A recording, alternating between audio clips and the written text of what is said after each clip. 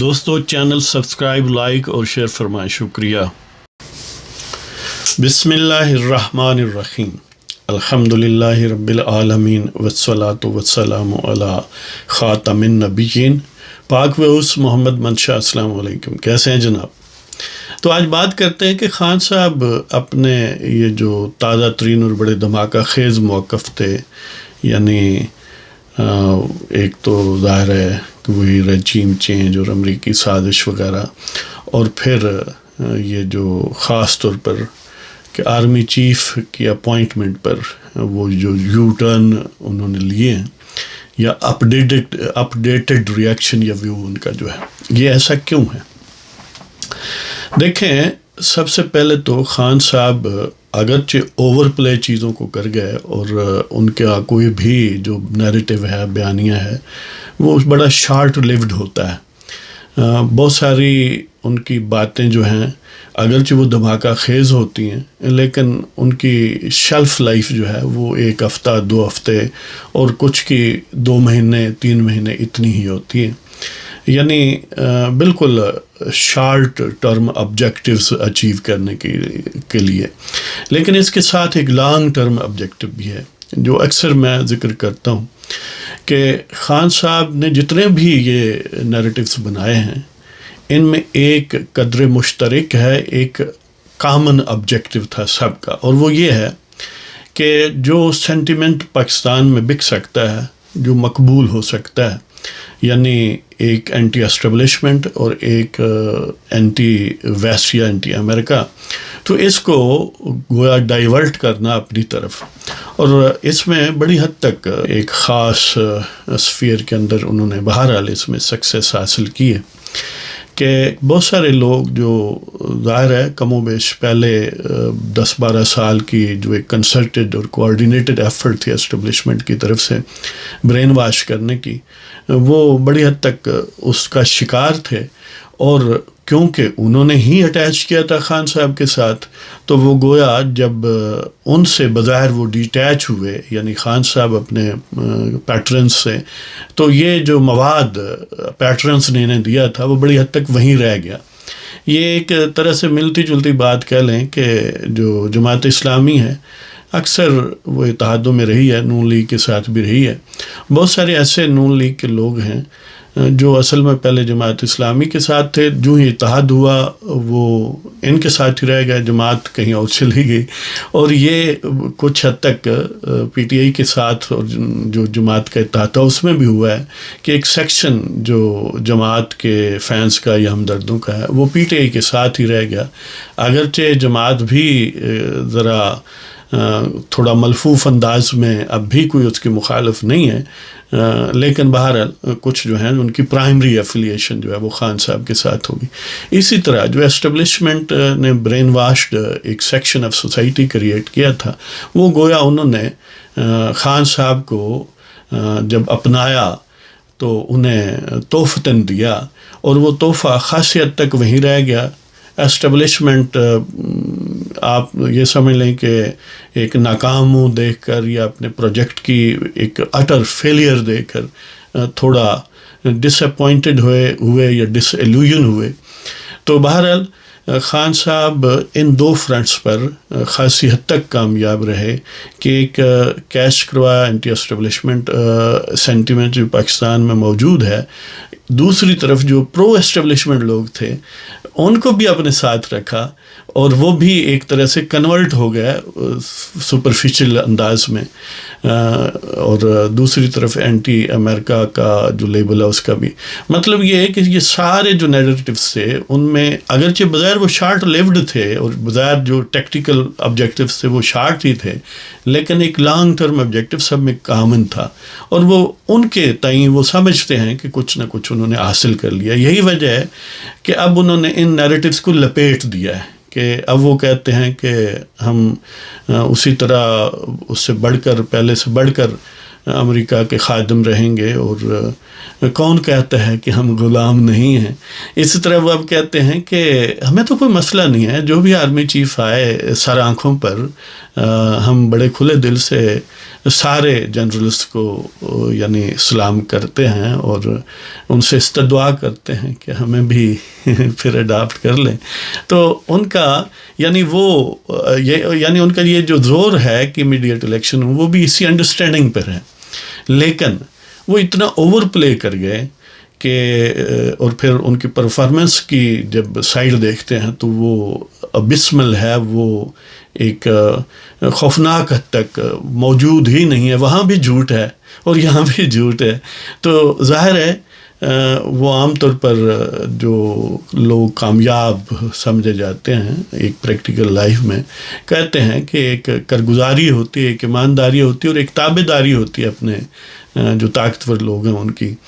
تو خان صاحب میں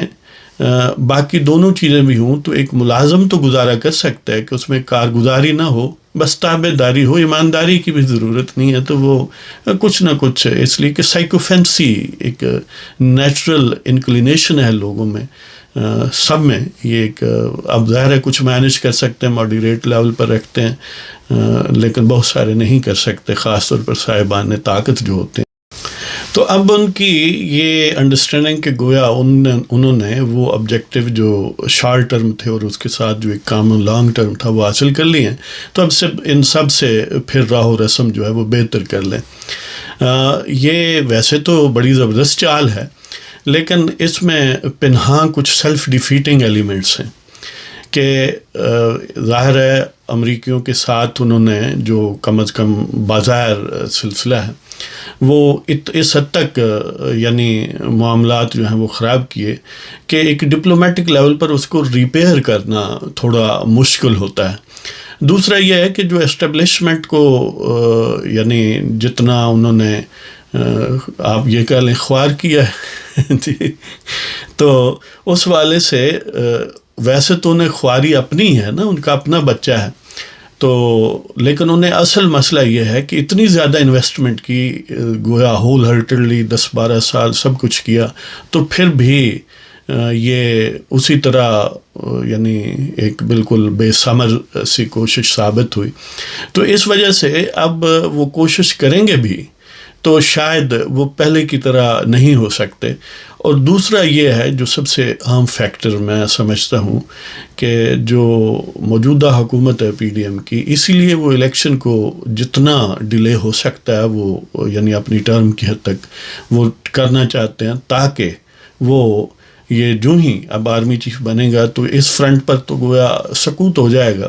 تو وہ ہول ہارٹڈلی اور فوکسڈ ہو کر پھر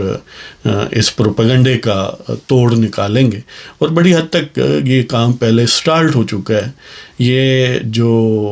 یعنی فیصل واڈا ہے، پھر یہ جو گھڑی چوری کا معاملہ ہے،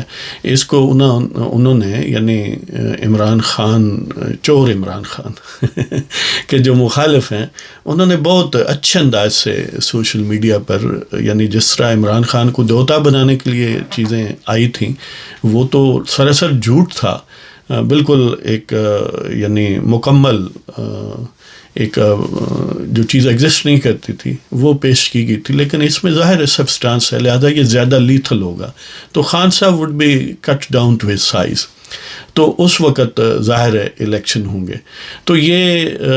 ایک تو خان صاحب اب اینٹی امریکہ یا اینٹی اسٹیبلشمنٹ اپروچ عملی طور پر چھوڑ چکے ہیں اور چھوڑ دیں گے، اور اس پر بڑے ووکل ہوں گے. یہ اسی وجہ سے پھر وہ ڈسلوژن ہو جائیں گے کچھ ایلیمنٹ جو ان کے ساتھ ہیں. لیکن یہ یعنی اس کا جو کاؤنٹر ہے کہ وہ مقبولیت یعنی اسٹیبلشمنٹ کی حد تک کر سکیں، شاید وہ اچیو نہیں ہوگا. تو خان صاحب کی یہ جو فالوئنگ ہے یہ بڑی سمجھ لیں کہ گویا پروپیگنڈا سسٹینیبل پروپیگنڈا ہو تو پھر اس کو کنٹینیو کیا جا سکتا ہے، جو کہ اب ان موقف کو، ان نیریٹیوز کو چینج کرنے کے بعد شاید ممکن نہ ہو. اب وہ ایک نیریٹیو اپنائیں گے،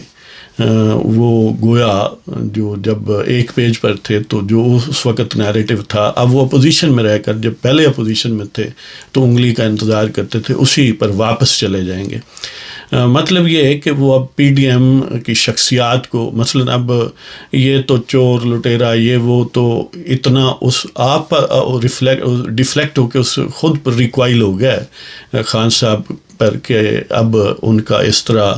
جو حرزہ سرائی ہے وہ کوئی اثرات مرتب نہیں کرتی. لیکن دوسری طرف جو خان صاحب کے خلاف یعنی جو ان کے یعنی کوئی مفروضے نہیں ہیں، کوئی سبسٹانشل معاملات ہیں، تو یہ ان کو بڑی حد تک ڈیمیج کرے گا. لہذا ان کے پاس عملی طور پر ایک رہ جائے گا کہ وہی جو وزیر آباد میں ہوا حملہ اب پھر ایک دفعہ وہ کوشش کریں گے اور اس تھریٹ کو بار بار ریپیٹ کریں گے. آپ دیکھیں گے کہ جب بھی الیکشن اناؤنس ہوگا، الیکشن سے پہلے وہ ایک دفعہ پھر یہ ڈرامہ رچائیں گے کہ مجھ پر حملہ ہوا ہے. اس لیے کہ سوائے اب اس حملے کے اور کوئی اس کے پاس نیریٹو بچا نہیں ہے، نہ اینٹی اسٹیبلشمنٹ بچا ہے. اس سے جو وہ اس بحث سے جو پنجابی میں کہتے چوڑا چاندیاں چولیا، اسی طرح اینٹی امریکہ سے بھی جو انہوں نے رس نچوڑنا تھا وہ نچوڑ لیا. لیکن یہ رس اور یہ بھینس کا دودھ جو ہے یہ سسٹینیبل نہیں ہے، اس لیے کہ اس کو کانسٹنٹ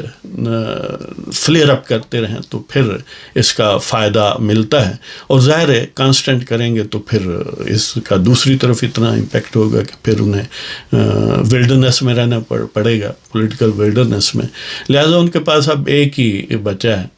کہ ایک تو نشانہ پی ڈی ایم کو بنانا، ظاہر ہے وہ پہلے بھی بناتے ہیں، لیکن اس سے بھی بڑھ کر بس اب یہ مظلومیت پلے کرنا کہ مجھ پر قاتلانہ حملہ ہوا ہے. لہٰذا اگلے الیکشن سے پہلے آپ یہ ذہنی طور پر تیار رہیں کہ خان صاحب جو ہیں اپنے آپ پر 1 2 3 حملے جو ہیں وہ انیکٹ کریں گے. یہ گویا ڈرامے کی جو پہلی قسط تھی وہ وزیر آباد تھی، تو یہ قسطیں جاری رکھیں گے تاکہ اپنے فینس کو کچھ تو آخر انہیں کسی بتی کے پیچھے لگانا ہے، کسی طرح انہیں موٹیویٹ اور چارج کرنا ہے. تو یہ نیکسٹ الیکشن تک اس کی مختلف اقساط آتی رہیں گی. تو دیکھتے ہیں کہ اب جو نئے ظاہر ہے میرے اساکر آتے ہیں تو ان کی کیا ایکویشن بنتی ہے. تو اللہ تعالیٰ آپ سب کو خوش و خرم رکھے. اجازت دیں جناب، خدا حافظ.